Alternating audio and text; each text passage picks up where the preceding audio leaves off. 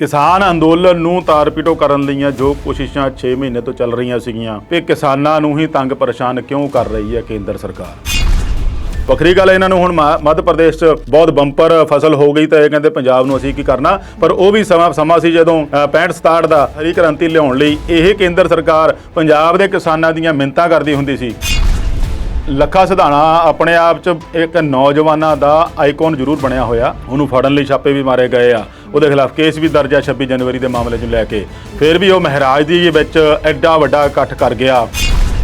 ਕੇਂਦਰ ਸਰਕਾਰ ਕਿਸਾਨੀ ਅੰਦੋਲਨ ਨੂੰ ਢਾਹ ਲਾਉਣ ਦੀ ਇੱਕ ਨਵੀਂ ਚਾਲ ਚੱਲ ਰਹੀ ਹੈ। ਕੇਂਦਰ ਸਰਕਾਰ ਦਾ ਸ਼ੁਰੂ ਤੋਂ ਹੀ ਇਹ ਮਕਸਦ ਰਿਹਾ ਕਿ ਕਿਸਾਨ ਅੰਦੋਲਨ ਕਿਵੇਂ ਨਾ ਕਿਵੇਂ ਤਰੀਕੇ ਨਾਲ ਬਿਨਾਂ ਬਲ ਪ੍ਰਯੋਗ ਕੀਤੇ ਆ ਇਹਨੂੰ ਤਾਰ-ਪੀਟੋ ਕਰ ਦਿੱਤਾ ਜਾਵੇ ਤੇ ਆਰਾਮ ਨਾਲ ਘਰਾਂ ਨੂੰ ਜਾਣ ਤੇ ਜੋ ਮਸਲਾ ਹੈਗਾ ਆ ਉਹ ਨਿਬੜ ਜਾਵੇ। ਇਦਾਂ ਹੀ ਵੀ ਜਿਹੜੀ ਪਾਰਟੀ ਆਪਣੇ ਮੈਨੀਫੈਸਟੋ 'ਚ ਕੀਤੇ ਹੋਏ ਵਾਅਦੇ ਪੂਰੇ ਨਹੀਂ ਕਰਦੀ ਉਸ ਪਾਰਟੀ ਦੀ ਸਰਕਾਰ ਖਤਮ ਹੋ ਜਾਣੀ ਚਾਹੀਦੀ ਹੈ। ਲੋਕੀ ਕੰਮ ਕਰਕੇ ਰਾਜੀ ਨਹੀਂ ਜਦ ਉਹਨਾਂ ਨੂੰ ਪਤਾ ਵੀ ਸਰਕਾਰਾਂ ਆਉਣੀਆਂ 5 ਸਾਲ ਸਾਨੂੰ ਮੁਫਤ ਦੇ ਦੇਣੀ ਚੀਜ਼, ਸਾਨੂੰ ਕੀ ਲੋੜ ਆ।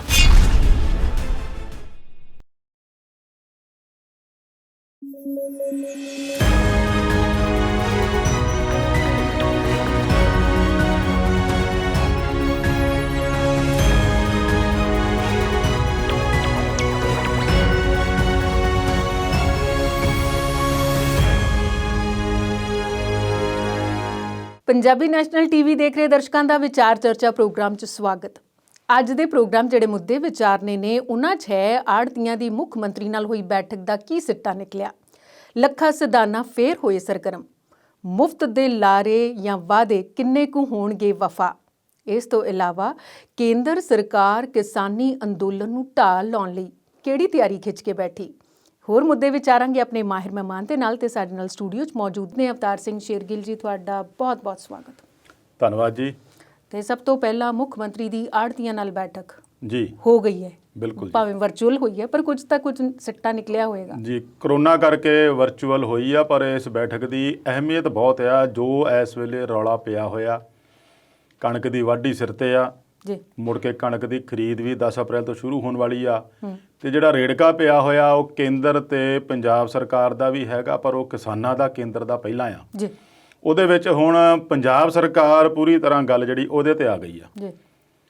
ਕੇਂਦਰ ਇਸ ਗੱਲ ਤੇ ਅੜਿਆ ਆ, FCI ਵੀ ਜਿਹੜੀ ਆਪਣੇ ਹੋਰ ਸ਼ਰਤਾਂ ਸਖਤ ਕਰੀ ਜਾਂਦੀ ਆ। ਉਹ ਸਾਰਾ ਜਿਹੜਾ ਇਹ ਮਾਮਲਾ ਆ ਇਹ ਜਾ ਪੈਂਦਾ ਕਿਸਾਨ ਅੰਦੋਲਨ ਤੇ ਜੀ। ਕਿਸਾਨ ਅੰਦੋਲਨ ਨੂੰ ਤਾਰ-ਪੀਟੋ ਕਰਨ ਲਈਆਂ ਜੋ ਕੋਸ਼ਿਸ਼ਾਂ 6 ਮਹੀਨੇ ਤੋਂ ਚੱਲ ਰਹੀਆਂ ਸੀਗੀਆਂ ਉਹਦੇ ਕੜੀ ਦੇ ਵਿੱਚ ਹੀ ਕੇਂਦਰ ਦਾ ਇਹ ਵੀ ਇੱਕ ਜਿਹੜੀ ਕਦਮ ਆ ਉਹਦੇ ਵਿੱਚ ਹੀ ਜੋੜਿਆ ਜਾਂਦਾ ਆ ਕਿ ਕਿਸਾਨਾਂ ਨੂੰ ਹੀ ਤੰਗ ਪਰੇਸ਼ਾਨ ਕਿਉਂ ਕਰ ਰਹੀ ਹੈ ਕੇਂਦਰ ਸਰਕਾਰ। ਕਦੇ ਕਿਸੇ ਬਹਾਨੇ ਦਾ, ਕਦੇ ਕਿਸੇ ਬਹਾਨੇ। ਹੁਣ ਉਹਨਾਂ ਦੇ ਜਿਹੜੀ ਸਿੱਧੀ ਅਦਾਇਗੀ ਦੀ ਗੱਲ ਬੇਸ਼ੱਕ 2-3 ਸਾਲ ਤੋਂ ਚੱਲ ਰਹੀ ਸੀਗੀ।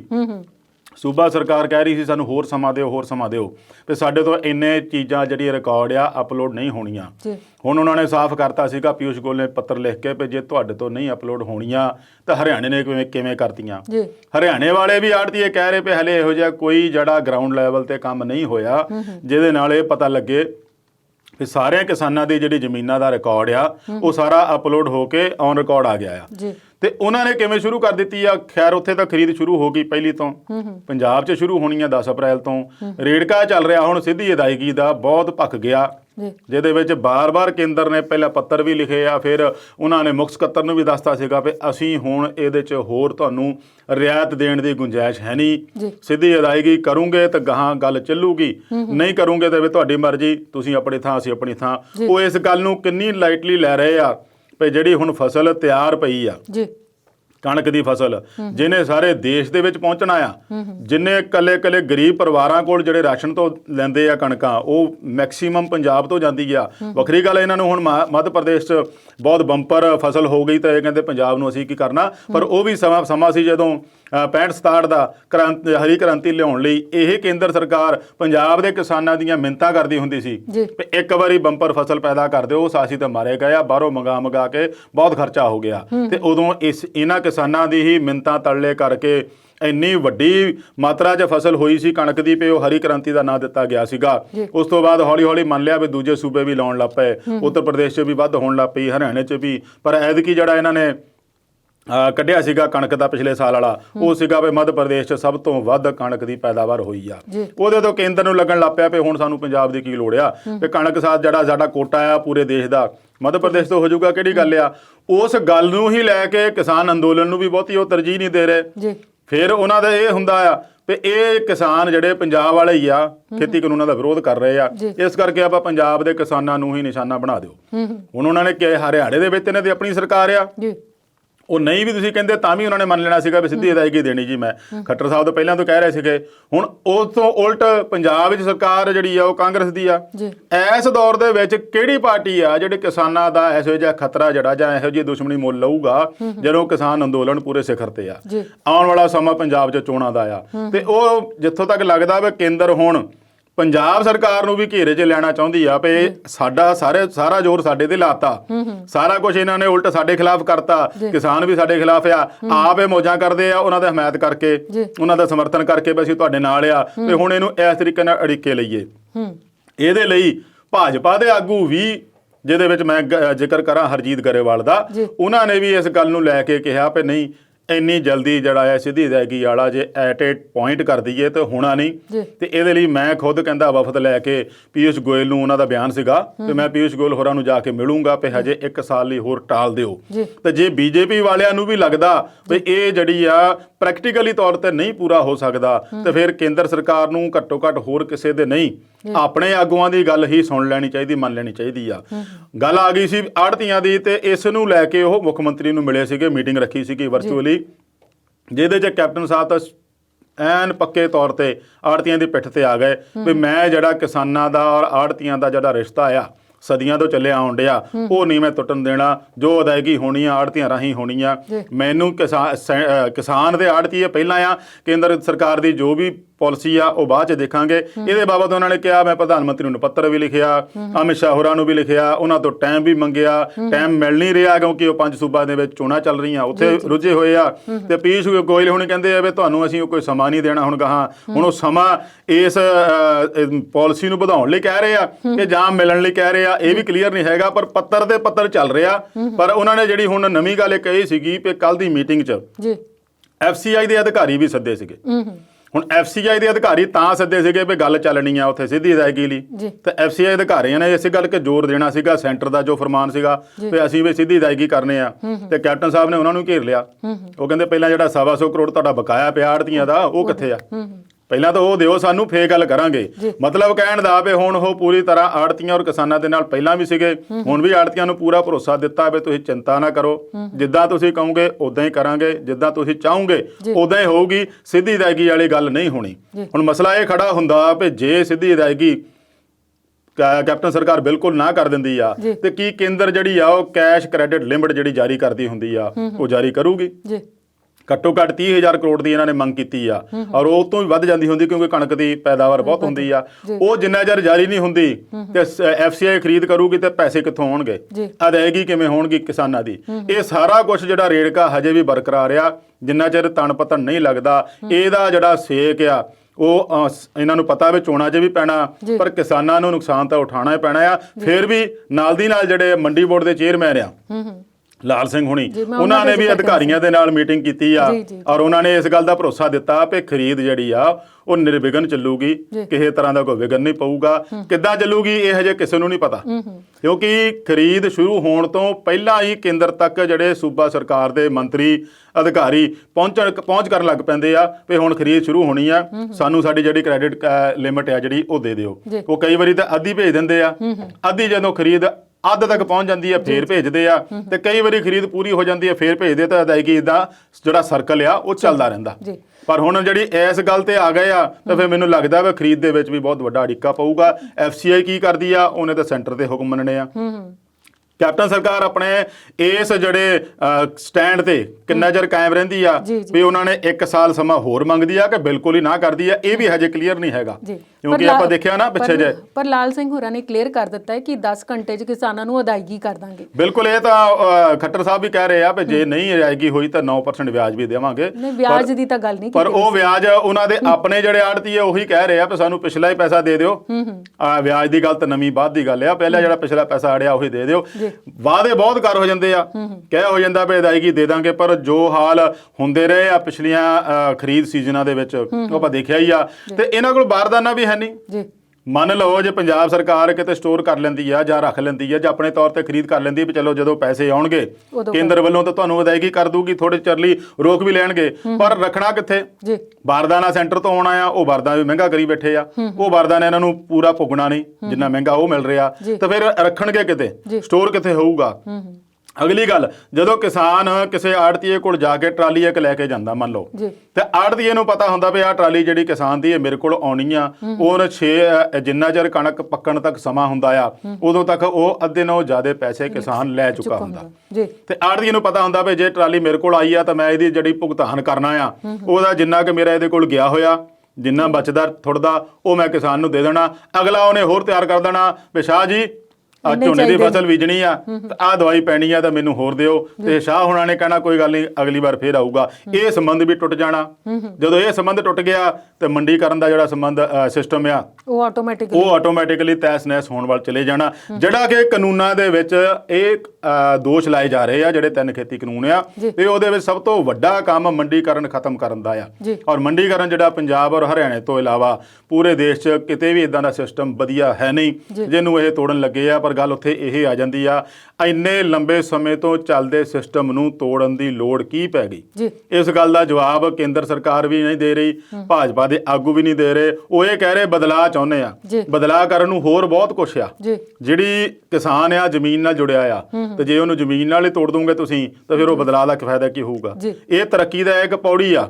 ਕਿਸਾਨਾਂ ਨੂੰ ਹੋਰ ਉੱਪਰ ਲੈ ਕੇ ਜਾਣਾ ਤਾਂ ਜ਼ਮੀਨੀ, ਕਿਉਂ ਖੇਤੀ ਪ੍ਰਧਾਨ ਸੂਬਾ ਪੰਜਾਬ ਆ ਤੇ ਮੈਕਸਿਮਮ ਖੇਤੀ ਪੂਰੇ ਦੇਸ਼ 'ਚ ਹੁੰਦੀ ਆ। ਤੇ ਜੇ ਆਪਾਂ ਇਹਨੂੰ ਹੀ ਲੱਕ ਤੋੜ ਦਾਂਗੇ, ਫਸਲ ਦੀ ਖਰੀਦ ਨਹੀਂ ਹੋਊਗੀ, ਤਾਂ ਕਹਾ ਮੰਡੀਕਰਨ ਤੋੜ ਦਾਂਗੇ ਤਾਂ ਪ੍ਰਾਈਵੇਟ ਹੱਥਾਂ 'ਚ ਜਾਊਗੀ, ਤਾਂ ਜੋ ਹਾਲ ਕਿਸਾਨਾਂ ਦਾ ਹੋਣਾ ਤਾਂ ਫਿਰ ਉਹੀ ਹਾਲ ਦੇਸ਼ ਦਾ ਹੋਣਾ ਆ, ਕਿਉਂਕਿ ਇਹਦੇ ਬੇਸ ਤੇ ਹੀ ਟਿਕਿਆ ਹੋਇਆ ਦੇਸ਼ ਦੀ ਆਰਥਿਕਤਾ ਜਿਹੜੀ। ਜੀ ਤੇ ਅਵਤਾਰ ਜੀ ਅਗਲੇ ਮੁੱਦੇ ਤੇ ਵਿਚਾਰ ਕਰਾਂਗੇ, ਪਰ ਇਸ ਵੇਲੇ ਪ੍ਰੋਗਰਾਮ 'ਚ ਲੈਂਦੇ ਆ ਬ੍ਰੇਕ।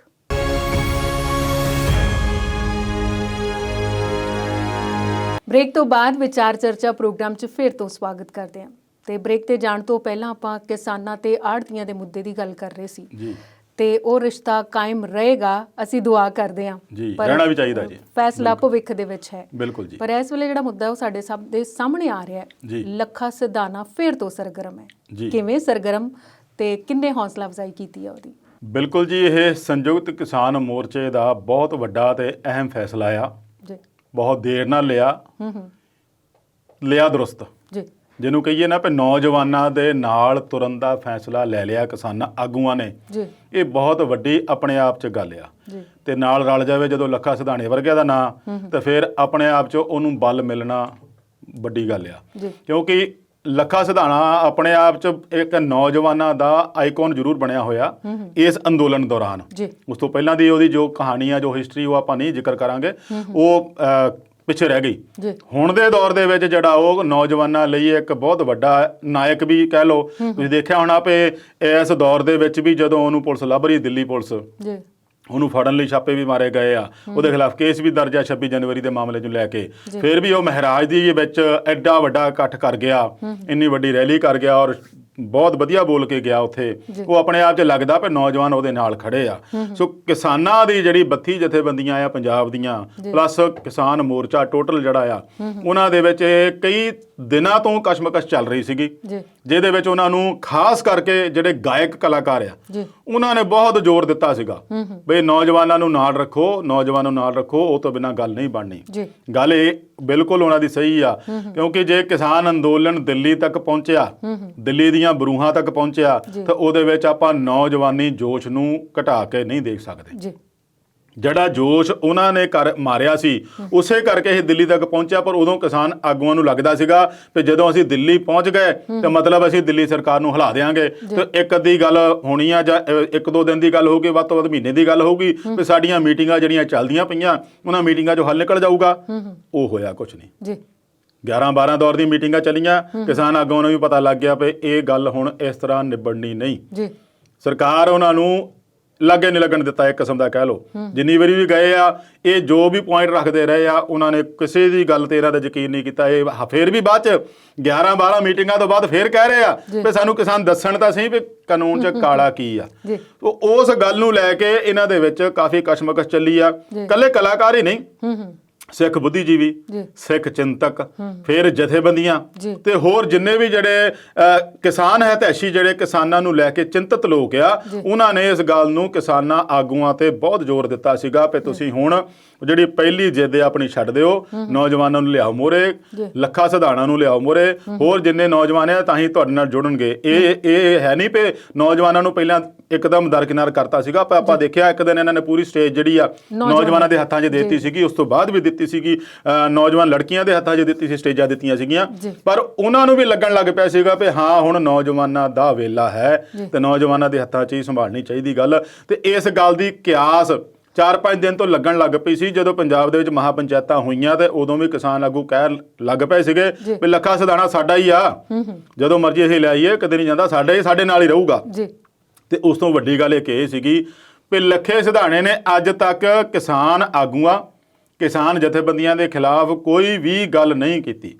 ਬੇਸ਼ੱਕ 26 ਵਾਲੇ ਦਿਨ ਤੋਂ ਬਾਅਦ ਉਹਦੇ ਤੇ ਪਰਚੇ ਵੀ ਹੋ ਗਏ, ਉਹ ਭਗੌੜਾ ਵੀ ਆ, ਛੁਪਦਾ ਆ, ਲੁਕਦਾ ਆ, ਪਰ ਉਹਨੇ ਕਿਤੇ ਵੀ ਜੇ ਲਾਈਵ ਹੋ ਕੇ ਵੀਡੀਓ ਪਾਇਆ ਵੀ ਆ ਤਾਂ ਕਿਸਾਨਾਂ ਦੇ ਖਿਲਾਫ ਗੱਲ ਨਹੀਂ ਕੀਤੀ। ਉਹਨੇ ਗੱਲ ਦਾ ਮੁੱਖ ਜ਼ੋਰ ਇਸੇ ਤੇ ਦਿੱਤਾ ਵੀ ਏਕਾ ਰੱਖੋ ਫੇਰ ਜਿੱਤ ਸਕਾਂਗੇ, ਜੇ ਟੁੱਟ ਫਟ ਗਏ ਤੇ ਤੁਹਾਡਾ ਫਾਇਦਾ ਸਰਕਾਰ ਲੈ ਜਾਣੀ ਆ ਤਾਂ ਤੁਹਾਡੇ ਪੱਲੇ ਕੁਝ ਨਹੀਂ ਪੈਣਾ, ਇਹ ਗੱਲ ਦਾ ਜ਼ੋਰ ਦਿੱਤਾ। ਪਰ ਇਸ ਦੇ ਉਲਟ ਆਪਾਂ ਦੇਖੀਏ ਤਾਂ 26 ਵਾਲੇ ਮਾਮਲੇ 'ਚ ਦੀਪ ਸਿੱਧੂ ਵੀ ਹੈਗਾ, ਜਿਹੜਾ ਕਿ ਇਸ ਵੇਲੇ ਜੇਲ੍ਹ ਦੇ ਵਿੱਚ ਆ, ਜ਼ਮਾਨਤ ਦੀ ਸੁਣਵਾਈ ਹੋ ਰਹੀ ਆ, ਕੱਲ ਵੀ ਹੋਈ ਸੀ, ਸ਼ਾਇਦ 1-2 ਦਿਨ ਬਾਅਦ ਫੇਰ ਹੋਵੇ, ਜ਼ਮਾਨਤ ਹੋ ਵੀ ਜਾਊਗੀ ਉਹਦੀ। ਪਰ ਉਸ ਬੰਦੇ ਨੇ ਗਾਹੇ ਬਗਾਹੇ ਕਿਸਾਨ ਜਥੇਬੰਦੀਆਂ ਤੇ ਉਂਗਲਾਂ ਵੀ ਉਠਾਈਆਂ, ਕਿਸਾਨ ਆਗੂਆਂ ਤੇ ਵੀ ਉਂਗਲਾਂ ਉਠਾਈਆਂ। ਇਹ ਪਹਿਲਾਂ ਵੀ ਆਪਾਂ ਕਈ ਵਾਰੀ ਕਿਹਾ ਵੀ ਇੱਕ ਦੂਜੇ ਦੇ ਖਿਲਾਫ ਚਿੱਕੜ ਉਛਾਲਣ ਨਾਲੋਂ ਇੱਕ ਮਕਸਦ ਲੈ ਕੇ ਤੁਰੇ ਹੋ ਆ, ਉਸੇ ਮਕਸਦ ਨੂੰ ਪੂਰਾ ਕਰ ਲਓ। ਤੁਹਾਡੀ ਆਪ ਦੀ ਜੋ ਗੱਲ ਦਿਲ ਵਿੱਚ ਹੈਗੀ ਕਿਸੇ ਪ੍ਰਤੀ, ਉਹ ਬਾਅਦ 'ਚ ਕੱਢ ਲਿਓ, ਬਹੁਤ ਸਮਾਂ ਪਿਆ ਆ।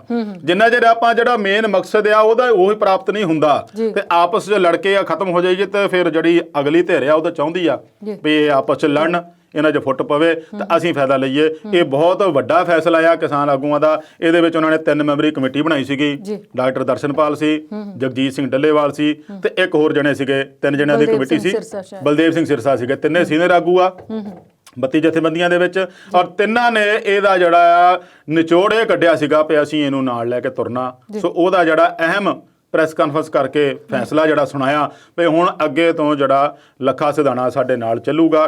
ਹੁਣ ਦੇਖਣਾ ਇਹ ਹੁੰਦਾ ਪਊਗਾ ਵੀ ਦਿੱਲੀ ਪੁਲਿਸ ਤਾਂ ਲੱਭ ਰਹੀ ਉਹਨੂੰ, ਕਿਸਾਨਾਂ ਨੇ ਕਹਿਤਾ ਸਾਡੇ ਨਾਲ ਚੱਲੂਗਾ, ਸਾਡੇ ਮੋਰਚਿਆਂ ਦੇ ਵਿੱਚ ਸਟੇਜਾਂ ਤੇ ਵੀ ਆਉਣ ਦੀ ਉਹ ਕੋਸ਼ਿਸ਼ ਕਰੂਗਾ ਜਾਂ ਇਹਨੂੰ ਲਿਆਉਣ ਦੀ ਕੋਸ਼ਿਸ਼ ਕਰਨਗੇ, ਪਰ ਆਊਗਾ ਕਿਵੇਂ ਇਸ ਗੱਲ ਦੇ ਉੱਤੇ ਵੀ ਸਵਾਲੀਆ ਚਿੰਨ੍ਹ ਲੱਗ ਜਾਂਦਾ। ਕਿਉਂਕਿ ਰੁਲਦੂ ਸਿੰਘ ਨੇ ਵੀ ਇੱਕ ਵਾਰੀ ਜਿਹੜੇ ਖੁੰਡੇ ਵਾਲੇ ਬਾਪੂ ਜਿਹਨੂੰ ਕਹਿੰਦੇ, ਉਹਨਾਂ ਨੇ ਬੜੇ ਜ਼ੋਰ ਸ਼ੋਰ ਨਾਲ ਕਿਹਾ ਸੀ ਵੀ ਲੱਖਾ ਸਿਧਾਣਾ ਸਾਡੇ ਨਾਲ ਹੀ ਚੱਲੂਗਾ। ਤੇ ਇਸ ਗੱਲ ਨੂੰ ਲੈ ਕੇ ਵੀ ਹੁਣ ਦੇਖਣਾ ਪਊਗਾ ਵੀ ਦਿੱਲੀ ਪੁਲਿਸ ਇਹਨੂੰ ਕਿਵੇਂ ਲੈਂਦੀ ਹੈ, ਕਿਉਂਕਿ ਉਹ ਤਾਂ ਭਾਲਦੀ ਫਿਰਦੀ ਇਹਨੂੰ। ਜੇ ਮਹਿਰਾਜ ਗਈ ਸੀ ਉੱਥੇ ਵੀ ਗਈ ਸੀ, ਪਰ ਉਹਨਾਂ ਨੂੰ ਉੱਥੇ ਇੰਨਾ ਵੱਡਾ ਇਕੱਠ ਸੀ ਵੀ ਉੱਥੇ ਉਹਨੂੰ ਹੱਥ ਨਹੀਂ ਪਾ ਸਕੇ ਸੀਗੇ।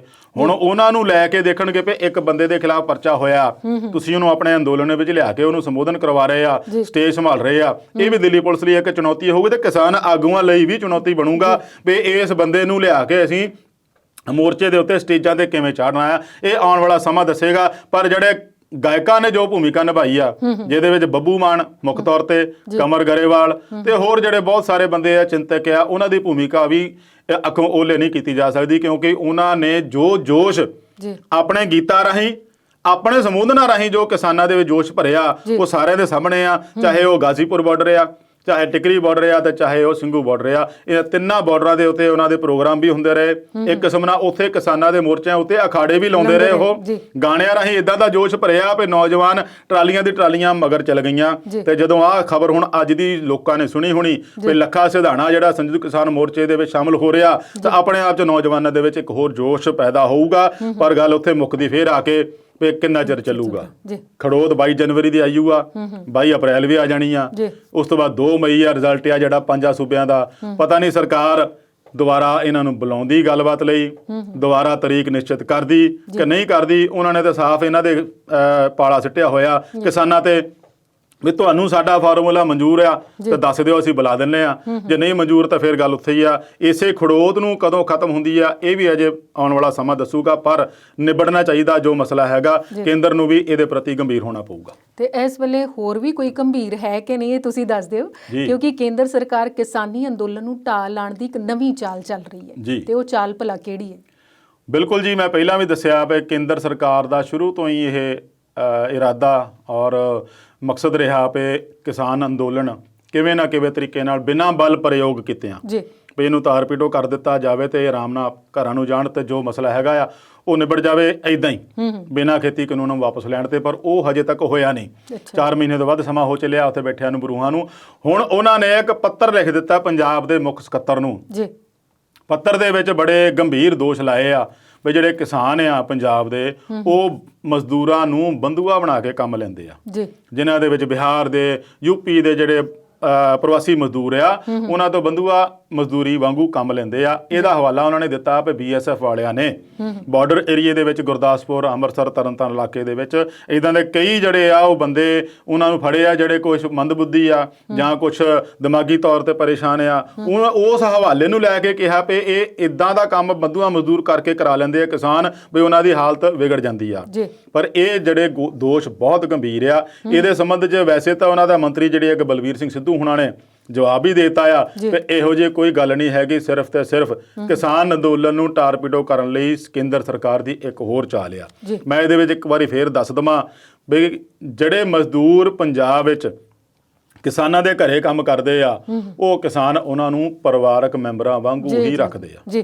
ਬਿਲਕੁਲ। ਇਸ ਤੋਂ ਅਗਲੀ ਗੱਲ, ਉਹ ਤਾਂ ਪੱਕੇ ਜਿਹੜੇ ਰੱਖਦੇ ਪਰਿਵਾਰਕ ਮੈਂਬਰਾਂ ਵਾਂਗੂ ਆ। ਜਦੋਂ ਆਉਂਦਾ ਝੋਨੇ ਦਾ ਸੀਜ਼ਨ, ਚਾਹੇ ਝੋਨੇ ਦੀ ਲਵਾਈ ਹੋਵੇ ਤੇ ਚਾਹੇ ਝੋਨੇ ਦੀ ਕਟਾਈ ਹੋਵੇ, ਜਦੋਂ ਆਉਂਦਾ ਆ ਕਣਕ ਦਾ ਸੀਜ਼ਨ ਕਟਾਉਣ ਵੇਲੇ, ਉਦੋਂ ਕਿਸਾਨ ਖੁਦ ਰੇਲਵੇ ਸਟੇਸ਼ਨਾਂ ਤੋਂ ਜਾ ਕੇ ਉਹਨਾਂ ਨੂੰ ਗੱਡੀਆਂ 'ਚ ਬਿਠਾ ਕੇ ਲਿਆਉਂਦੇ, ਸ਼ਾਹੀ ਠਾਠ ਨਾਲ ਲੈ ਕੇ ਆਉਂਦੇ ਆ।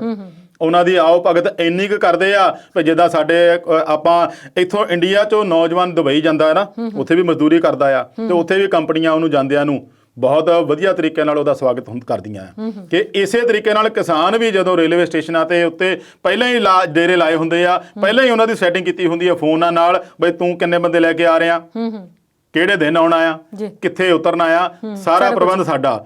ਫਿਰ ਉਸ ਤੋਂ ਬਾਅਦ ਕਿਸਾਨਾਂ ਨੇ ਆਪਣੇ ਘਰਾਂ ਦੇ ਨਾਲ ਇਹੋ ਜਿਹੇ ਫਾਰਮ ਬਣਾਏ ਹੁੰਦੇ ਆ, ਇਹੋ ਜਿਹੇ ਮਕਾਨ ਰੱਖੇ ਹੁੰਦੇ ਆ ਵੀ ਜਿੱਥੇ ਇਹਨਾਂ ਦੇ ਠਹਿਰਨ ਦਾ ਪੂਰਾ ਪ੍ਰਬੰਧ ਹੁੰਦਾ। ਫਿਰ ਹੋਰ ਤਾਂ ਹੋਰ, ਹੁਣ ਤਾਂ ਨਵੀਂ ਗੱਲ ਹੋਰ ਸੀਗੀ ਵੀ ਇਹਨਾਂ ਕਈਆਂ ਕਿਸਾਨਾਂ ਨੇ ਪ੍ਰਵਾਸੀ ਮਜ਼ਦੂਰਾਂ ਲਈ AC ਤੱਕ ਲਾ ਕੇ ਦਿੱਤੇ ਵਾ। ਤੇ ਇਦੋਂ ਵੱਧ ਹੋਰ ਸੇਵਾ ਪਾਣੀ ਕਿੱਦਾਂ ਹੋ ਸਕਦੀ ਆ? ਹੁਣ ਇਹ ਜਿੱਥੋਂ ਤੱਕ ਇਹਨਾਂ ਦਾ ਗੰਭੀਰ ਦੋਸ਼ ਲਾਏ ਆ ਵੀ ਇਹ ਬੰਧੂਆ ਮਜ਼ਦੂਰ ਤੇ ਕਰਦੇ ਆ, ਤਾਂ ਵੀ ਇਹਨਾਂ ਨੂੰ ਇਹ ਵੀ ਦੇਖਣਾ ਚਾਹੀਦਾ ਵੀ ਹੋਟਲਾਂ ਢਾਬਿਆਂ ਦੇ ਕੀ ਹੁੰਦਾ, ਉਹਨਾਂ ਦੇ ਉੱਤੇ ਕਿਉਂ ਨਹੀਂ ਇਹਨਾਂ ਦੀ ਨਜ਼ਰ ਗਈ? ਜਿੱਥੇ ਆਮ ਬੰਧੂਆ ਮਜ਼ਦੂਰ ਛੋਟੇ ਛੋਟੇ ਬੱਚੇ ਜਿਹੜੇ ਆ ਉਹਨਾਂ ਤੋਂ ਜਬਰੀ ਕੰਮ ਕਰਵਾਇਆ ਜਾਂਦਾ, ਉਹ ਕਦੋਂ ਹਟੂਗਾ? ਉਹ ਬਹੁਤ ਚਿਰ ਦਾ ਚੱਲ ਰਿਹਾ। ਤਾਂ ਕੀ ਇਹਨਾਂ ਨੂੰ ਬੰਧੂਆ ਮਜ਼ਦੂਰ ਦੀ ਗੱਲ ਹੁਣੇ ਸੁਝੀ ਆ? ਤੇ ਕਿਸਾਨ ਤਾਂ ਬਹੁਤ ਦੇਰ ਦੇ ਕੰਮ ਕਰਾਉਂਦੇ ਆ। ਨਹੀਂ, ਵੈਸੇ ਬੰਧੂਆ ਮਜ਼ਦੂਰ ਕਹਿਣ ਤੋਂ ਪਹਿਲਾਂ ਸਰਕਾਰ ਨੂੰ ਇਹ ਵੀ ਨਜ਼ਰ ਮਾਰਨੀ ਚਾਹੀਦੀ ਹੈ, ਜੇ ਇਹੋ ਜਿਹੀ ਕੋਈ ਗੱਲ ਹੁੰਦੀ ਤਾਂ ਪ੍ਰਵਾਸੀ ਕੰਮ ਇੱਕ ਵਾਰ ਜਾ ਕੇ ਮੁੜ ਕੇ ਵਾਪਸ ਚਲੇ ਜਾਂਦੇ। ਆਉਂਦੇ ਕਿੱਦਾਂ? ਤੁਸੀਂ ਦੇਖੋ ਲਾਕਡਾਊਨ ਦੇ ਵਿੱਚ ਜਦੋਂ ਚਲੇ ਗਏ ਸੀਗੇ, ਫਿਰ ਵੀ ਕਰਫਿਊ ਲੱਗਣ ਦੌਰਾਨ ਵੀ, ਲਾਕਡਾਊਨ ਦੇ ਵਿੱਚ ਵੀ ਕਿਸਾਨਾਂ ਨੇ ਇੱਥੋਂ ਬੱਸਾਂ ਕਿਰਾਏ ਤੇ ਜ਼ਿਆਦਾ ਪੈਸੇ ਦੇ ਕੇ ਕੀਤੀਆਂ ਔਰ ਜਾ ਕੇ ਕੋਈ ਬਿਹਾਰ ਤੋਂ ਲੈ ਕੇ ਆਏ, ਕੋਈ ਯੂਪੀ ਤੋਂ ਲੈ ਕੇ, ਤਾਂ ਜਾ ਕੇ ਝੋਨਾ ਚੱਕ ਹੋਇਆ ਸੀਗਾ। ਤਾਂ ਜੇ ਇਹੋ ਜਿਹੀ ਗੱਲ ਹੋਵੇ ਬੰਧੂਆ ਮਜ਼ਦੂਰਾਂ ਦੀ, ਉਹ ਆਉਣ ਕਿਉਂ ਇੱਥੇ? ਇਸ ਕਰਕੇ ਇਹ ਜਿਹੜਾ ਦੋਸ਼ ਆ ਟਾਈਮਿੰਗ ਵਾਲਾ ਵੀ ਔਰ ਗੰਭੀਰਤਾ ਵਾਲਾ ਵੀ, ਇਹ ਕੇਂਦਰ ਨੇ ਕਿਉਂ ਲਾਇਆ ਇਹ ਤਾਂ ਉਹ ਕੇਂਦਰ ਹੀ ਦੱਸ ਸਕਦਾ। ਪਰ ਸਮਾਂ ਜਿਹੜਾ ਹੁਣ ਇਹਨਾਂ ਨੂੰ ਦਿਸਿਆ ਤੇ ਬੰਧੂਆ ਮਜ਼ਦੂਰ ਹੁਣ ਦਿਸੇ ਆ, ਇਹ ਵੀ ਇੱਕ ਨਵੀਂ ਗੱਲ ਆ। ਕਿਉਂਕਿ ਕਿਸਾਨ ਤਾਂ ਬਹੁਤ ਦੇਰ ਦੀ ਕੰਬਾਈਨਾਂ ਤੋਂ ਬਾਅਦ ਚ ਆਈਆਂ, ਪਹਿਲਾਂ ਕੰਮ ਹੀ ਇਹ ਕਰਦੇ ਸੀਗੇ। ਪ੍ਰਵਾਸੀ ਮਜ਼ਦੂਰਾਂ ਦੇ ਸਿਰ ਤੇ ਹੀ ਪੰਜਾਬ ਦੀ ਫਸਲ ਸੀਗੀ ਸਾਰੀ, ਤੇ ਇਹਨਾਂ ਨੂੰ ਹੁਣ ਕਿੱਥੋਂ ਚਿੱਤ ਆ ਗਿਆ ਬੰਧੂਆ ਮਜ਼ਦੂਰ ਦਾ? ਇਹ ਵੀ ਇੱਕ ਸਵਾਲ ਆ ਜੀ। ਚਲੋ ਅਗਲੇ ਸਵਾਲ ਤੇ ਤੁਹਾਡੇ ਕੋਲੋਂ ਜਵਾਬ ਲਵਾਂਗੇ, ਪਰ ਇਸ ਵੇਲੇ ਪ੍ਰੋਗਰਾਮ 'ਚ ਬ੍ਰੇਕ ਲੈਣੇ ਆ।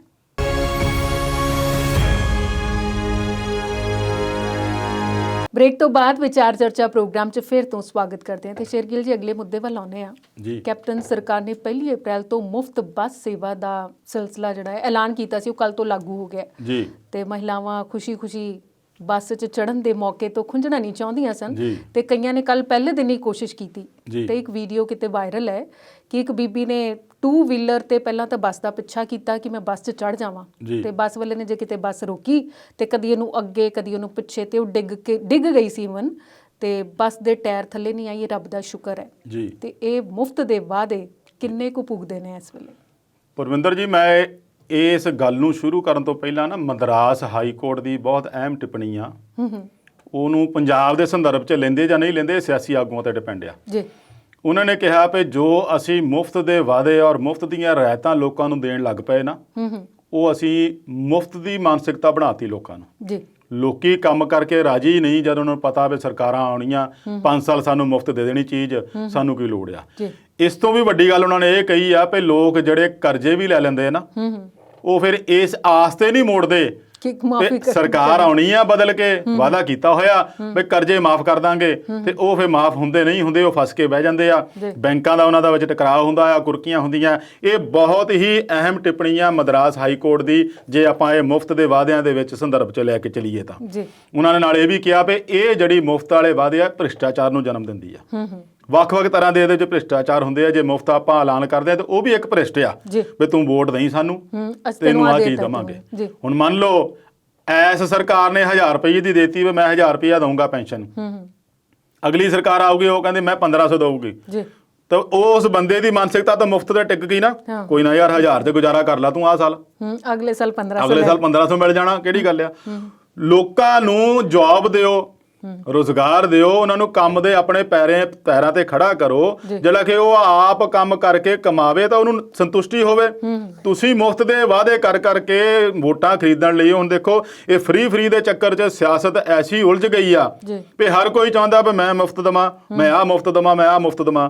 ਹੁਣ ਜਿਹੜੀ ਪੰਜਾਬ ਸਰਕਾਰ ਨੇ ਬੱਸਾਂ ਦੀ ਗੱਲ ਕੀਤੀ ਆ ਵੀ ਔਰਤਾਂ ਨੂੰ ਮੁਫਤ ਦੇ ਦਿੱਤਾ, ਠੀਕ ਆ, ਕੋਈ ਗੱਲ ਨਹੀਂ।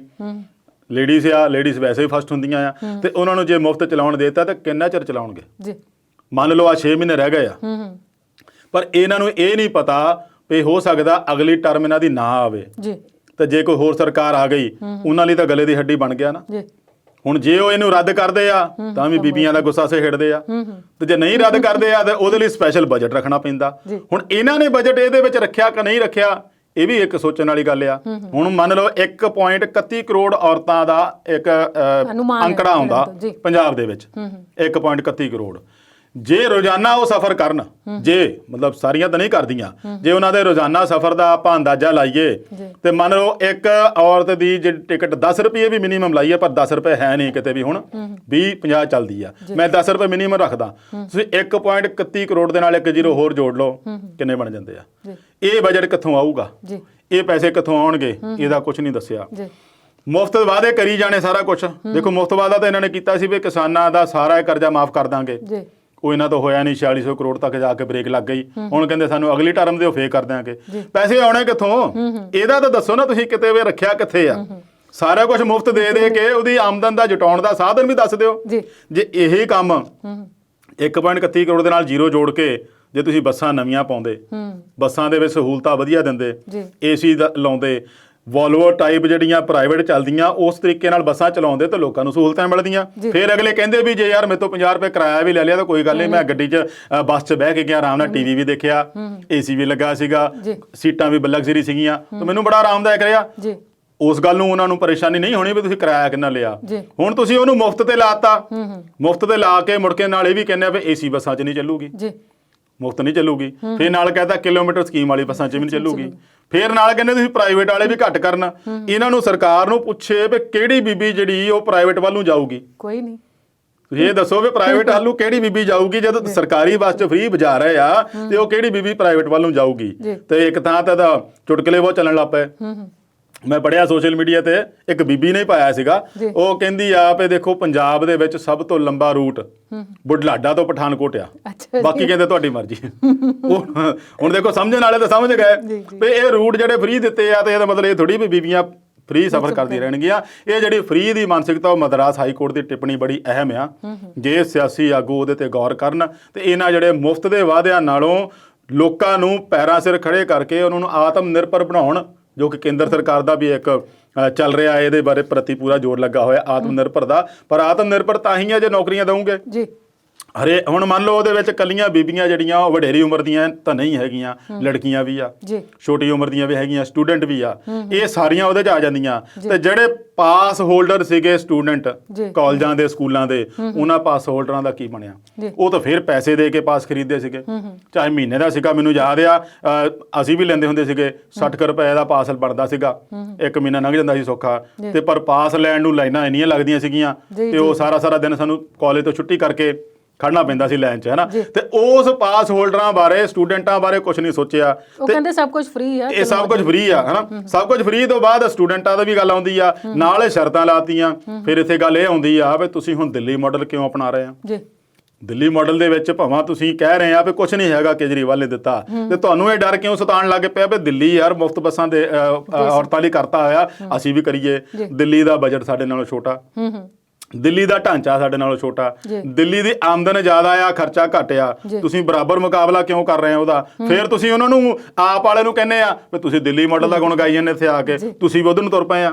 ਹੁਣ ਜੇ ਉਧਰ ਨੂੰ ਤੁਰੇ ਆ ਤਾਂ ਫਿਰ ਦਿੱਲੀ ਵਾਲੇ ਤਾਂ ਇਹ ਵੀ ਕਹਿੰਦੇ ਆਪ ਵਾਲੇ ਵੀ ਬਿਜਲੀ ਦੇ ਬਿੱਲ ਮਾਫ ਕਰੋ, ਉਹ ਕਰ ਲੂੰਗੇ। ਪਰ ਫਿਲਹਾਲ ਤਾਂ ਰੋਕ ਲਾਤੀ ਉਹਨਾਂ ਨੇ। ਉਹ ਕਹਿੰਦੇ ਹਜੇ ਵਧਾਉਣੀਆਂ ਨਹੀਂ। ਫਿਰ ਰੌਲਾ ਬਹੁਤ ਪੈ ਰਿਹਾ ਕਿਉਂਕਿ ਉਹਨਾਂ ਨੇ 7 ਤਰੀਕ ਤੋਂ ਜਿਹੜੀਆਂ ਆਪ ਵਾਲਿਆਂ ਨੇ ਬਿਜਲੀ ਦੇ ਬਿੱਲ ਫਾੜਨ ਦੀ ਜਿਹੜੀ ਉਹ ਮੁਹਿੰਮ ਸ਼ੁਰੂ ਕਰਨ ਲੱਗੇ ਆ। ਹੋ ਸਕਦਾ ਉਹਦੇ ਕਰਕੇ ਵੀ ਥੋੜਾ ਇਹਨਾਂ ਨੇ ਬ੍ਰੇਕ ਲਾਤੀ ਵੀ ਜਿਹੜੀਆਂ ਹੁਣ ਮੌਜੂਦਾ ਦਰਾਂ ਉਹੀ ਰਹਿਣਗੀਆਂ, ਨਹੀਂ ਤਾਂ 1 ਅਪ੍ਰੈਲ ਤੋਂ ਦਰਾਂ ਵੱਧ ਜਾਣੀਆਂ ਸੀਗੀਆਂ। ਇੰਨਾ ਬਿੱਲ ਦਾ ਖਰਚਾ ਪਾਉਣ ਦੇ ਬਾਵਜੂਦ, ਪ੍ਰਤੀ ਯੂਨਿਟ ਸਭ ਤੋਂ ਵੱਧ ਰੁਪਈਏ ਲੱਗਣ ਦੇ ਬਾਵਜੂਦ, ਤੇ ਕਿਸੇ ਵੀ ਤੁਸੀਂ ਪੰਜਾਬ ਸਰਕਾਰ ਦੇ ਜਾਂ ਕਾਂਗਰਸ ਦੇ ਆਗੂ ਨੂੰ ਪੁੱਛ ਕੇ ਦੇਖ ਲਓ, ਉਹ ਕਹਿੰਦਾ ਸਾਡੇ ਸੂਬੇ 'ਚ ਬਿਜਲੀ ਸਾਰਿਆਂ ਨਾਲੋਂ ਸਸਤੀ ਆ। ਤੁਸੀਂ ਇਹ ਨਹੀਂ ਦੇਖਦੇ ਵੀ ਖੇਤੀ ਪ੍ਰਧਾਨ ਸੂਬਾ ਆ। ਜੇ ਆਪਾਂ ਦਿੱਲੀ ਔਰ ਬੰਬੇ ਨਾਲ ਤੁਲਨਾ ਕਰੀਏ, ਉਹ ਮੈਟਰੋਪੋਲੀਟਨ ਹੈ। ਮੈਟਰੋਪੋਲੀਟਨ ਦੇ ਮੁਕਾਬਲੇ ਆਪਾਂ ਕਰਦੇ ਆ ਪਰ ਨਹੀਂ, ਉਹਨਾਂ ਨਾਲੋਂ ਵੀ ਸਸਤੀ ਆ। ਤੇ ਫਿਰ ਉੱਥੇ ਬਰਾਬਰ ਹੀ ਟਿਕ ਗਈ ਆ ਕੇ, ਤੇ ਫਿਰ ਸਾਡਾ ਜਿਹੜਾ ਪੇਂਡੂ ਇਲਾਕਾ ਆ ਉਹਦੇ ਮੁਕਾਬਲੇ ਕਿੱਥੇ ਖੜਦਾ ਹੈ? ਇਸ ਗੱਲ ਨੂੰ ਕੁਝ ਨਹੀਂ ਦੇਖਦਾ। ਸੋ ਇਹ ਜਿਹੜੀ ਮੁਫਤ ਵਾਲੀ ਰਾਜਨੀਤੀ ਆ ਨਾ, ਇਹ ਨਹੀਂ ਹੋਣੀ ਚਾਹੀਦੀ ਆ। ਇਹ ਲੋਕਾਂ ਨੂੰ ਮੁਫਤ ਦੀ ਮਾਨਸਿਕਤਾ ਬਣਾ ਕੇ ਰੱਖ ਦਿੰਦੀ ਆ। ਲੋਕ ਫਿਰ ਇਹੀ ਆਸ ਰੱਖਦੇ ਆ, ਚੰਗਾ ਕੋਈ ਨਹੀਂ ਤੂੰ ਐਸ ਪਾਰਟੀ 'ਚ ਆ, ਗਾਂ ਤੈਨੂੰ ਨਹੀਂ ਬਣਾਉਣਾ, ਅਗਲੀ ਵਾਰ ਉਹ ਬੰਦਾ ਆ ਰਿਹਾ ਉਹ ਮੈਨੂੰ 2000 ਦੇ ਰਿਹਾ, ਮੈਂ ਤਾਂ ਉਹਨੂੰ ਵੋਟ ਪਾਊਂਗਾ। ਇਹ ਇਸ ਤਰੀਕੇ ਦੀ ਜਿਹੜੀ ਰਾਜਨੀਤੀ ਹੈ ਬਿਲਕੁਲ ਨਹੀਂ ਹੋਣੀ ਚਾਹੀਦੀ ਆ। ਬੰਦਿਆਂ ਨੂੰ, ਖੁਦ ਨੂੰ, ਸੂਬੇ ਨੂੰ ਆਮਦਨ ਦੇ ਸਾਧਨ ਜਟਾਉਣ, ਆਮਦਨ ਦਾ ਵਸੀਲਾ ਦੱਸਣ ਤੋਂ ਬਾਅਦ ਦੱਸਣਾ ਚਾਹੀਦਾ ਤੇ ਅਸੀਂ ਆਹ ਕਰ ਰਹੇ ਹਾਂ ਜੀ। ਤੇ ਅਵਤਾਰ ਜੀ, ਮੇਰੇ ਮਨ 'ਚ ਉਹ ਸਵਾਲ ਆ ਰਿਹਾ, ਮਨਪ੍ਰੀਤ ਬਾਦਲ ਖਜ਼ਾਨਾ ਮੰਤਰੀ ਜਿਹੜੇ, ਉਹ ਕਹਿੰਦੇ ਸੀ ਸਬਸਿਡੀਆਂ ਅਸੀਂ ਦਿੰਦੇ ਹਾਂ, ਪਹਿਲੀਆਂ ਸਰਕਾਰਾਂ ਦਿੰਦੀਆਂ, ਅਸੀਂ ਬੰਦ ਕਰ ਦੇਣੀਆਂ। ਪਰ ਇਸ ਵਾਰ ਤਾਂ ਉਹਨਾਂ ਦੇ ਮੁੱਖ ਮੰਤਰੀ ਨੇ ਖੁਦ ਹੀ ਐਲਾਨ ਕਰ ਦਿੱਤਾ ਕਿ ਬੱਸਾਂ ਫ੍ਰੀ ਹੈ। ਤੇ ਇਹ ਹਾਸੋ ਹੀ ਨਾ ਨਹੀਂ ਜਾਪਦਾ? ਦੇਖੋ, ਮਨਪ੍ਰੀਤ ਬਾਦਲ ਜਦੋਂ ਪਹਿਲਾਂ ਸੀ ਵਿੱਤ ਮੰਤਰੀ ਅਕਾਲੀ ਭਾਜਪਾ ਸਰਕਾਰ ਵੇਲੇ, ਉਦੋਂ ਇਹ ਥੋੜਾ ਬਹੁਤਾ, ਜ਼ਿਆਦਾ ਵੀ ਕਿਤੇ ਕਿਤੇ ਸੀ, ਪਰ ਥੋੜਾ ਬਹੁਤਾ ਕਿਸਾਨਾਂ ਨੂੰ ਮੁਫਤ ਦਿੱਤੀ ਜਾ ਰਹੀ ਬਿਜਲੀ ਦਾ ਵਿਰੋਧ ਵੀ ਕਰ ਰਿਹਾ ਸੀਗਾ। ਉਹ ਵੀ ਇੱਕ ਇਹਨਾਂ ਲਈ ਪੂਰੀ ਤਰ੍ਹਾਂ ਸਿਆਸੀ ਬਣ ਕੇ ਅੜਿਆ ਹੋਇਆ ਸਾਰੀਆਂ ਪਾਰਟੀਆਂ ਲਈ, ਤੇ ਹੁਣ ਉਹ ਬੰਦ ਨਹੀਂ ਕਰ ਸਕਦੇ ਜੋ ਬਾਦਲ ਸਾਹਿਬ ਚਲਾ ਗਏ ਆ। ਕਿਸਾਨਾਂ ਨੂੰ ਮੈਂ ਪਹਿਲਾਂ ਵੀ ਦੱਸਿਆ ਵੀ ਕਿਸਾਨਾਂ ਦਾ ਖਤਰਾ ਕੌਣ ਮੁੱਲ ਲਊਗਾ। ਉਹਦੇ ਵਿੱਚ ਵੀ ਚਾਹੀਦਾ ਤਾਂ ਇਹ ਸੀ ਵੀ 24 ਘੰਟੇ ਵਾਲੀ ਬਿਜਲੀ ਦਾ ਪ੍ਰਬੰਧ ਕਰਦੇ, ਬਿਨਾਂ ਕਿਸੇ ਰੋਕ ਟੋਕ ਤੋਂ ਉਹਨਾਂ ਨੂੰ ਬਿਜਲੀ ਪੂਰੀ ਮਿਲੇ, ਉਹਨਾਂ ਨੂੰ ਫਸਲ ਪੂਰੀ ਹੋਊਗੀ। ਤੇ ਉਹ ਬਿੱਲ ਦੇ ਕੇ ਰਾਜੀ ਆ ਕਿਸਾਨ, ਉਹ ਕਹਿੰਦੇ ਸਾਨੂੰ ਬਿਜਲੀ ਦਿਓ। ਤੇ ਇਹੋ ਜਿਹੀ ਮੁਫਤ ਬਿਜਲੀ ਦਾ ਕੀ ਫਾਇਦਾ ਜਿਹੜੀ ਕਿ ਆਵੇ 4 ਘੰਟੇ। ਝੋਨੇ ਦਾ ਸੀਜ਼ਨ ਸ਼ੁਰੂ ਹੋ ਜਾਣਾ ਮੋਰੇ ਜੂਨ ਤੋਂ, ਇਹਨਾਂ ਨੇ ਦੇਖੋ ਕਹਿ ਦੇਣਾ ਨਹੀਂ ਜੀ ਇਹ ਬਿਜਲੀ ਇੰਨੇ ਘੰਟੇ ਆਊਗੀ। ਉਸ ਘੰਟੇ ਦੇ ਵਿੱਚ ਕਿਸੇ ਦਾ ਝੋਨੇ ਵਾਲਾ ਖੇਤ ਕੱਦੂ ਹੋਣ ਵਾਲਾ ਆ, ਅੱਧਾ ਹੋ ਗਿਆ, ਅੱਧਾ ਰਹਿ ਗਿਆ, ਉਹ ਅਗਲੇ ਦਿਨ ਤੇ ਪੈ ਗਿਆ, ਦੂਜੇ ਦਿਨ ਫੇਰ ਉਹਨਾਂ ਚਲਾਊਗਾ। ਫੇਰ ਉਹਦਾ ਨੈਗੇਟਿਵ ਪੁਆਇੰਟ ਇਹ ਰਿਹਾ ਵੀ ਜਦੋਂ ਪਤਾ ਵੀ ਬਿੱਲ ਆਉਣਾ ਨਹੀਂ ਕੋਈ, ਫ੍ਰੀ ਆ, ਤੇ ਆਪਾਂ ਦੇਖਦੇ ਆ ਵੀ ਮੋਟਰਾਂ ਮਾਫ ਕਰਨਾ, ਵੈਸੇ ਕਿਸਾਨਾਂ ਦੇ ਆਪਾਂ ਗੱਲ ਕਰਦੇ ਆ, ਪਰ ਉਹ ਮੋਟਰਾਂ ਬੰਦ ਨਹੀਂ ਕਰਦੇ, ਚੱਲਦੀਆਂ ਰਹਿੰਦੀਆਂ। ਪਾਣੀ ਦਾ ਖਲਾ ਜਾਂਦਾ ਥੱਲਿਓਂ, ਮੁੱਕਦਾ ਪਿਆ। ਇਸ ਨੂੰ ਰੈਗੂਲੇਟ ਕਰਨ ਵਾਸਤੇ ਇਸ ਤਰੀਕੇ ਦੀ ਅਪਣਾਈ ਜਾਣੀ ਚਾਹੀਦੀ ਹੈ। ਵਧੀਆ ਸਹੂਲਤਾਂ ਦਿਓ, ਵਧੀਆ ਸੇਵਾਵਾਂ ਦਿਓ ਮੁਫਤ ਦੇਣ ਨਾਲੋਂ, ਉਹ ਬਿਹਤਰ ਰਹੂਗਾ। ਲੋਕ ਉਹਨੂੰ ਮੰਨਣਗੇ ਵੀ ਤੇ ਹਾਂ ਵੀ ਸਾਡੀ ਸਹੂਲਤਾਂ ਵਧੀਆ। ਬਾਹਰਲੇ ਦੇਸ਼ਾਂ 'ਚ ਕਾਮਯਾਬ ਕਿਉਂ ਆ? ਕਿਉਂਕਿ ਤੁਹਾਡੇ ਹਰ ਪੈਸੇ ਦੇ ਜਿਹੜੇ ਟੈਕਸ ਦੇ ਰੂਪ 'ਚ ਮਿਲਦੇ ਨਾ, ਉਸ ਟੈਕਸ ਦਾ ਉਹ ਤੁਹਾਨੂੰ ਵਾਪਸ ਵੀ ਮੋੜਦੇ ਆ, ਤੁਹਾਨੂੰ ਉਹਦਾ ਬਹੁਤ ਫਾਇਦਾ ਦਿੰਦੇ ਆ। ਜੇ ਤੁਸੀਂ ਟੈਕਸ ਭਰਦੇ ਆ, ਟੈਕਸ ਭਰਨ ਵਾਲੇ ਦੀ ਕਦਰ ਬਹੁਤ ਆ ਉੱਥੇ, ਔਰ ਉਹ ਹਰ ਇੱਕ ਤੁਹਾਡੇ ਇਕੱਲੇ ਟੈਕਸ ਦੇ ਰੁਪਏ ਦਾ ਤੁਹਾਨੂੰ ਵਾਪਸੀ ਆਉਂਦੀ ਆ। ਉਹ ਚਾਹੇ ਉਹ ਸਿਹਤ ਪੱਖੋਂ ਆਵੇ, ਚਾਹੇ ਇੰਸ਼ੋਰੈਂਸ ਪੱਖੋਂ ਆਵੇ, ਚਾਹੇ ਜਦੋਂ ਕੋਈ ਇਹੋ ਜਿਹੀ ਆਫਤ ਆਉਂਦੀ ਹੈ ਤਾਂ ਘਰ ਬੈਠਿਆਂ ਪੈਸੇ ਆਵੇ, ਉਹ ਸਾਰਾ ਉਹਨਾਂ ਨੂੰ ਮੋੜ ਕੇ ਦਿੰਦੀ ਆ। ਤੇ ਆਪਾਂ ਰੀਸਾਂ ਉਹਨਾਂ ਦੇ ਬਰਾਬਰ ਕਿੱਥੋਂ ਕਰ ਲੈਣੀਆਂ ਮੁਫਤ ਦੇ ਕੇ? ਇਹ ਮੁਫਤ ਵਾਲੀ ਰਾਜਨੀਤੀ ਜਿਹੜੀ ਆ, ਇਹ ਸਿਆਸੀ ਪਾਰਟੀਆਂ ਲਈ ਤਾਂ ਠੀਕ ਆ, ਪਰ ਜਦੋਂ ਆਪ ਲੋਕ ਆਪਾਂ ਇਸ ਮੁਫਤ ਦੀ ਰਾਜਨੀਤੀ 'ਚ ਮੋਹਰੇ ਭੱਜ ਕੇ ਆਪਣੀ ਬੇਸ਼ਕੀਮਤੀ ਵੋਟ ਜਿਹੜੀ ਆ ਮੁਫਤ ਵਾਲੇ 'ਚ ਅਜਾਈਂ ਗਵਾ ਦਿੰਦੇ ਆ, ਉਹਦੇ ਪ੍ਰਤੀ ਵੀ ਜਿਹੜੇ ਲੋਕਾਂ ਨੂੰ ਜਾਗਰੂਕ ਹੋਣਾ ਪਊਗਾ ਵੀ ਸਾਨੂੰ ਸਰਕਾਰ ਪਾਏਦਾਰ ਚਾਹੀਦੀ ਕਿ ਮੁਫਤ ਦੀਆਂ ਸਹੂਲਤਾਂ ਚਾਹੀਦੀਆਂ। ਤੇ ਅਵਤਾਰ ਜੀ, ਮੁਫਤ ਵਾਅਦਿਆਂ ਦੀ ਤੁਸੀਂ ਗੱਲ ਕਰ ਲਈ, ਤੇ ਮੁਫਤ ਦੇ ਵਾਅਦਿਆਂ 'ਚ ਸਾਨੂੰ ਨਹੀਂ ਆਉਣਾ ਚਾਹੀਦਾ, ਪਰ ਕੋਈ ਹੋਰ ਵੀ ਮੁਫਤ ਦੇ ਲਾਰੇ ਲਾ ਰਿਹਾ ਹੈ, ਉਹ ਕੌਣ ਹੈ? ਉਹਦੇ ਬਾਰੇ ਗੱਲ ਕਰਾਂਗੇ, ਪਰ ਇਸ ਵੇਲੇ ਲੈਂਦੇ ਹਾਂ ਬ੍ਰੇਕ।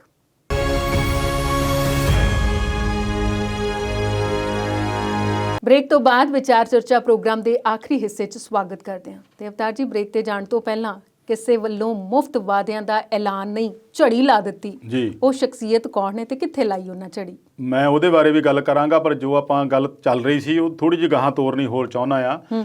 ਕੋਈ ਮੁਫਤ ਵਾਅਦਿਆਂ ਦੀ ਜਿਹੜੀ ਆ ਉਹਦੇ ਝਾਂਸੇ 'ਚ ਲੋਕਾਂ ਨੂੰ ਨਹੀਂ ਆਉਣਾ ਚਾਹੀਦਾ। ਜੀ।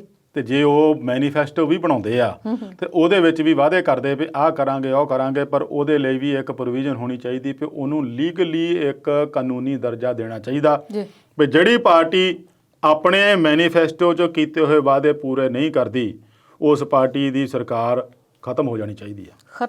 ਸਜ਼ਾ ਦੀ ਹੱਕਦਾਰ ਇਹੋ ਜਿਹਾ ਮਤਲਬ ਮੁੜ ਕੇ ਸਰਕਾਰ ਬਣੇ ਨਾ ਪਏ, ਮੈਨੀਫੈਸਟੋ ਨੂੰ ਕਾਨੂੰਨੀ ਦਰਜਾ ਦਿੱਤਾ ਜਾਣਾ ਚਾਹੀਦਾ ਆ। ਮੰਗ ਵੀ ਬਹੁਤ ਉੱਠ ਰਹੀ ਆ, ਕਈਆਂ ਅਦਾਲਤਾਂ ਦੇ ਵਿੱਚ ਇਹਦੇ ਸੰਬੰਧ ਵਿੱਚ ਮੈਨੂੰ ਲੱਗਦਾ ਪਟੀਸ਼ਨਾਂ ਵੀ ਪਈਆਂ ਆ, ਪਰ ਇਹ ਕਦੋਂ ਸਾਕਾਰ ਹੋਊਗਾ ਇਹੋ ਜਿਹਾ ਤਰੀਕਾ ਤੇ ਉਦੋਂ ਇਹ ਪਤਾ ਲੱਗੂਗਾ। ਪਰ ਫਿਲਹਾਲ ਇਹਦੇ ਤੇ ਇਹੀ ਆ ਵੀ ਆਪ ਲੋਕਾਂ ਨੂੰ ਹੀ ਜਾਗਰੂਕ ਹੋਣਾ ਪਊਗਾ ਵੀ ਆਪਣੀਆਂ ਜਿਹੜੀਆਂ ਬੇਸ਼ਕੀਮਤੀ ਵੋਟਾਂ ਆ ਉਹ ਚੰਦ ਮੁਫਤ ਦੀਆਂ ਸਹੂਲਤਾਂ ਦੇ ਪਿੱਛੇ ਲੱਗ ਕੇ ਨਾ ਪਾਈਏ, ਪਾਏਦਾਰ ਸਰਕਾਰ ਚੁਣਨ ਵੱਲ ਨੂੰ ਜਾਈਏ। ਜਿਹੜੀ ਹੁਣ ਨਵੀਂ ਗੱਲ ਤੁਸੀਂ ਕੀਤੀ ਆ ਉਹਦੇ ਵਿੱਚ ਹੁਣ ਮੈਂ ਤਾਏ ਦੀ ਧੀ ਚੱਲੀ ਤੇ ਮੈਂ ਕਿਉਂ ਰਹਿ ਜਾ ਕੱਲੀ, ਉਹ ਗੱਲ ਆ ਵੀ ਜੇ ਹੁਣ ਕੈਪਟਨ ਸਰਕਾਰ ਮੁਫਤ ਦੇ ਵਾਅਦੇ ਕਰ ਰਹੇ ਆ, ਜੋ ਵੀ ਉਹਨਾਂ ਦੇ ਮੁਫਤ ਦੇ ਰਿਆਇਤਾਂ ਦੇਣ ਦਾ ਐਲਾਨ ਕਰ ਰਹੇ ਆ, ਤੇ ਅਕਾਲੀ ਦਲ ਵੀ ਪਿੱਛੇ ਨਹੀਂ ਹੈ।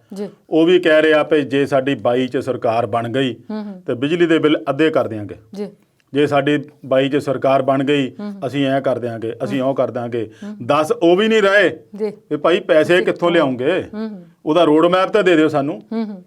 ਸਰਕਾਰ ਬੈਠੀ ਜਿਹੜੀ ਆ ਸੱਤਾ 'ਚ ਉਹ ਤਾਂ ਹੁਣ ਮੰਨ ਲਓ ਕਿਤੇ ਨਾ ਕਿਤੇ ਕਹਿ ਦੂਗੀ ਵੀ ਦੇਖੋ ਜੀ ਅਸੀਂ ਆਹ ਪ੍ਰੋਵੀਜ਼ਨ ਰੱਖ ਲਈ, ਆਹ ਫੰਡ ਰੱਖ ਲਿਆ, ਤੁਸੀਂ ਅਜੇ ਆਉਣਾ ਆ 10 ਸਾਲ ਤੁਸੀਂ ਵੀ ਰਹੇ ਆ, ਪਹਿਲਾਂ ਉਦੋਂ ਵੀ ਵਾਅਦੇ ਬਥੇਰੇ ਹੁੰਦੇ ਰਹੇ ਆ, ਹੁਣ ਫੇਰ ਦੁਬਾਰਾ ਚਲੋ ਸੱਤਾ ਦੀ ਤਬਦੀਲੀ ਹੁੰਦੀ ਰਹਿੰਦੀ ਆ। ਜੇ ਆਉਨੇ ਆ ਤੁਸੀਂ ਐਡੇ ਐਡੇ ਵਾਅਦੇ ਕਰਦੇ ਆ ਤੇ ਬਿਜਲੀ ਦੇ ਬਿੱਲ ਜਿਹੜੇ ਆ ਅੱਧੇ ਮਾਫ ਕਰ ਦੂੰਗੇ, ਕਿਵੇਂ ਕਰੋਗੇ? ਇਹ ਵੀ ਸਾਰਾ ਸਵਾਲ ਜਿਹੜਾ ਆ ਲੋਕਾਂ ਦੇ ਮਨਾਂ ਦੇ ਵਿੱਚ ਆਪੋ ਉੱਠਣਾ ਹੀ ਉੱਠਣਾ ਆ। ਪਰ ਉਹ ਇਸ ਗੱਲ ਨੂੰ ਲੈ ਕੇ ਜ਼ਰੂਰ ਹੈ ਵੀ ਵੋਟਾਂ ਸਾਨੂੰ ਮਿਲ ਜਾਣ, ਬੇਸ਼ੱਕ ਅਸੀਂ ਉਹਦੇ ਅੱਧੇ ਮਾਫ ਕਰੀਏ ਜਾਂ ਸਾਰੇ ਮਾਫ ਕਰੀਏ ਜਾਂ ਵਧਾ ਦਈਏ, ਇਹ ਗੱਲ ਵੱਧਦੀ ਆ ਵੀ ਸਾਨੂੰ ਫਿਲਹਾਲ ਸੱਤਾ 'ਚ ਆਉਣਾ ਆ।